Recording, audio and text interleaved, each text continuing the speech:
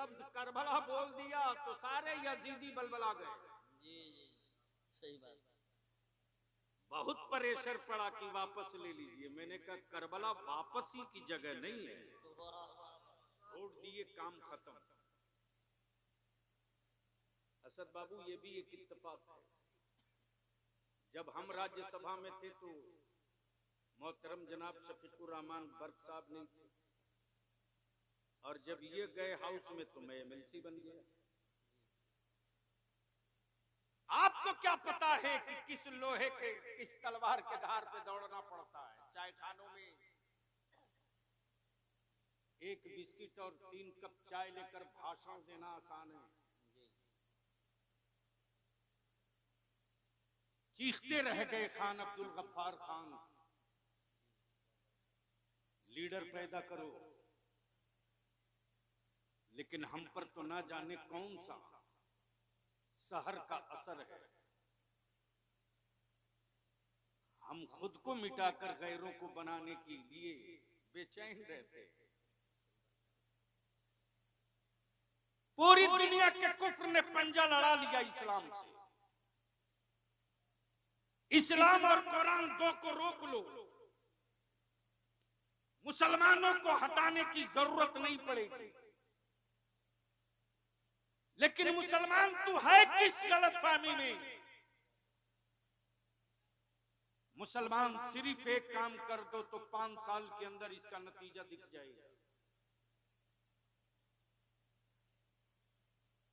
हजरत एक घर में अगर 5 आदमी है तो 5 मोबाइल है कि नहीं? बोलो, अरे बोलो है कि नहीं? जोर से बोलो, है कि नहीं? एक मोबाइल का वो कौन चार्ज बोलते हैं असद? रिचार्ज वो क्या बोलते हैं जिससे वो चलता है? फेसबुक वगैरह, क्या बोलते, इंटरनेट, पता नहीं उसको, हमको तो नंबर भी सेव करने नहीं आता। डेटा पैक कम से कम 300,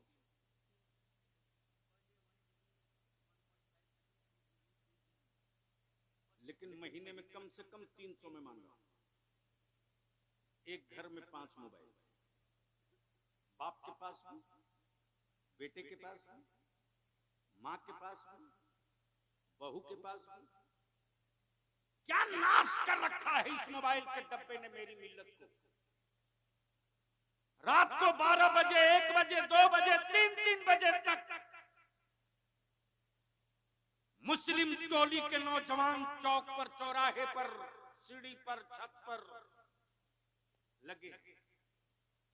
माँ अलग लगी, बाप अलग लगा, बेटा अलग लगा। एक घर में अगर 5 आदमी तो 5 तिहाई 1500 रुपया। अपने जमीन पर हाथ रखकर कभी अपने आप से पूछना, 1500 रुपया तूने डाटा रिचार्ज कराने में खर्च की पर मंथ, इसका नतीजा क्या निकला? इसका रिजल्ट क्या निकला? सुबह 3 बजे निकल जाओ तो सड़कों पर गैरों के बच्चे पुलिस की बहाली के लिए प्रैक्टिस करते। मुसलमान का बेटा सुबह 9 बजे उठकर सोकर उठेगा। तुझको होश में लाने के लिए किन किन बीमारियों को दवा दी जाए? सिर्फ नारा लगा लेने से अपनी नस्लों का मुस्तकबिल नहीं बदल सकते। हर रोज बारात पर करोड़ों लाखों रुपया बर्बाद हो रहा।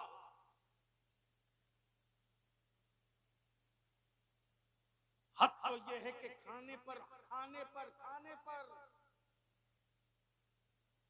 असद बाबू, रमजान शरीफ से पहले बलिया भी हिल गया है, हिल गया। मौलाना यूसुफ साहब आज भी वो रात और वो फोन याद आता है तो बलिया भी की आंखें बरस जाती। रमजान शरीफ से पहले मौलाना मेरे मोबाइल पर तकरीबन 10 मरतबा 2 बजे रात को फोन आया।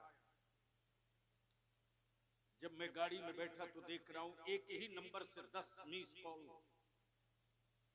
2:30 बजे के करीब मैंने बैक कॉल किया। उधर से एक लड़के ने फोन उठाई और कहा कि हजरत अस्सलाम वालेकुम। मैंने कहा वालेकुम अस्सलाम, कौन बाबू? उस लड़के ने जवाब दिया, हजरत जो फोन किए थे अब वो दुनिया में नहीं रहे। मैं सोचते रहा या अल्लाह पता नहीं मेडिकल का हेल्प मांगने के लिए फोन किया था, मैंने क्यों नहीं तकरीर रोक के फोन उठा लिया। उस लड़के ने जवाब दिया, सुनो। उस लड़के ने जवाब दिया, हजरत आज मेरी बहन की बारात आई थी, अब्बू ने कर्ज लेकर बारातियों के खाने का इंतजाम किया था। 25-20 आदमी का खाना घट गया। खाना बनना शुरू हुआ, थोड़ी ताखीर तो होती ना। इसी बीच में लड़के के बाप ने मेरे वालिद को बोल दिया कि मुझे मैं नहीं मालूम था कि मैं जिसके घर अपने बेटे का निकाह कर रहा हूं वो इतना बड़ा भिखमंगा है।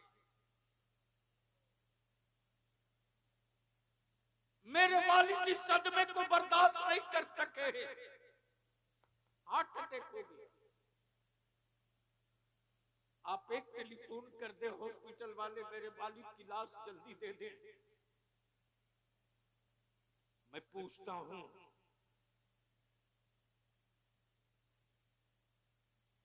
ज़मीर में जिंदगी हो तो बताओ मुझको।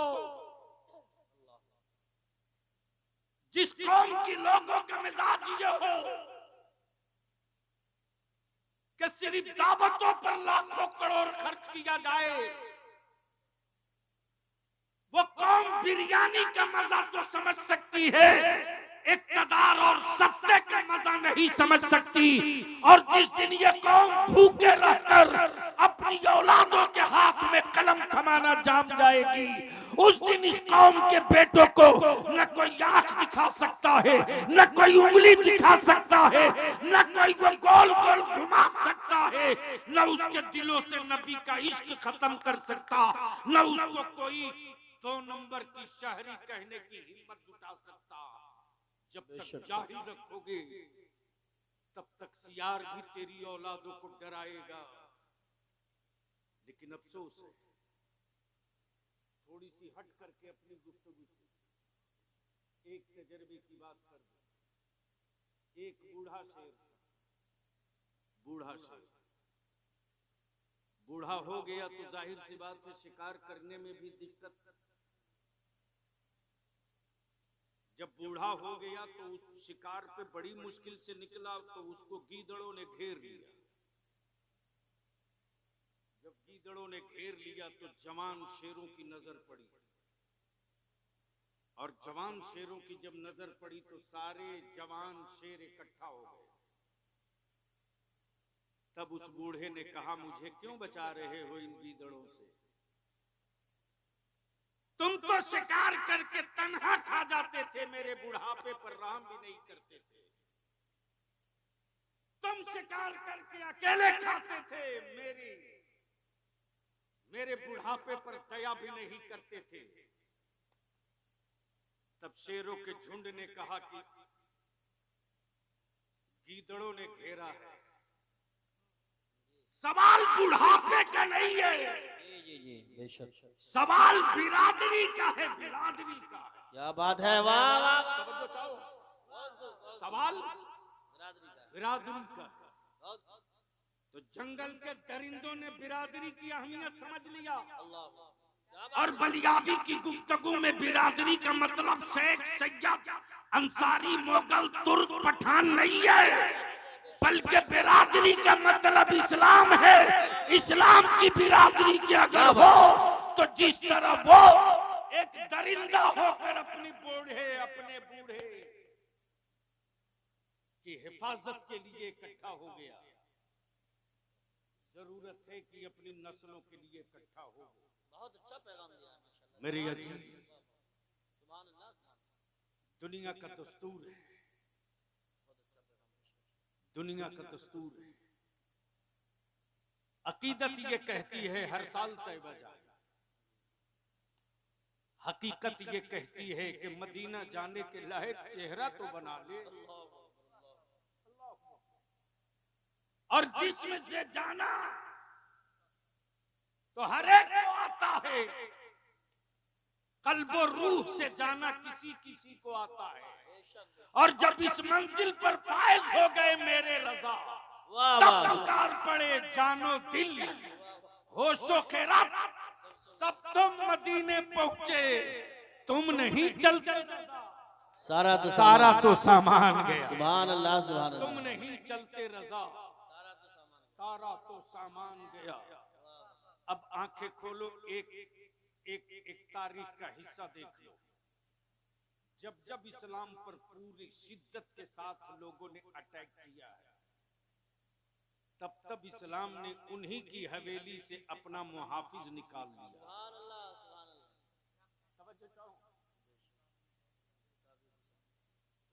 और यूं मीडियम वाले को इस्लाम जल्दी घास नहीं डालता, वो पहले ढील देता है कि चढ़ बेटा, देखता हूं कहां तक जाएगा। जहां तेरी आखिरी मंजिल होगी वहां से इस्लाम तेरा हिसाब लेगा। सुभान अल्लाह सुभान अल्लाह। जैसे जय जोगी जयपाल जब आसमान छूने लगा, तब गरीब नवाज ने अपने खड़ाउन से कहा अब तू चल। क्या बात है, बोल दो, ऐसे नहीं बोलोगे तब बोलूंगा, झूम के। अच्छा, ये भी एक अजीब बात है। जहाज तो चलते बर्क साहब, आपने देखा, हमने देखा, सबने देखा, सब चढ़ते हैं। लेकिन ऐसा जहाज जिसमें न पेट्रोल हो, न डीजल हो, न पायलट हो, न इंजन हो, और मारक क्षमता इतना भयानक कि ढूंढ के मारे। और उस जमाने में न सैटेलाइट, न खोजी कैमरा, न कंप्यूटर, कुछ भी नहीं। क्या सॉफ्टवेयर था मेरे गरीब नवाज के खड़ाउन में। बोल दे यार, बोल दे। जो काश ये गुफ्तगू कहीं मैं और क्या कहने हजरत, वाह वाह वाह।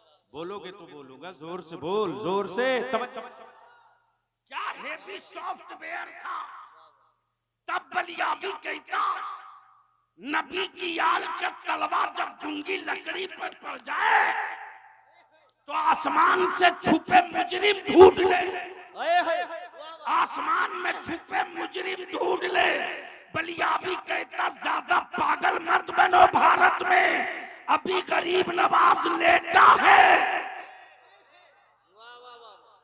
सुभान अल्लाह माशाअल्लाह। लेटा है। एक नया बवाल चल रहा है कि बलियाबी ने क्यों कहा कि भारत से हमारा रिश्ता रोटी और सत्ते का बाद में है।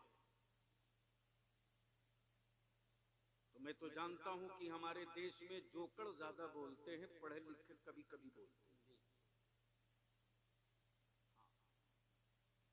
एक लफ्ज करबला बोल दिया तो सारे यजीदी बलबला गए। जी सही बात। बहुत प्रेशर पड़ा कि वापस ले लीजिए। मैंने कहा करबला वापसी की जगह नहीं है।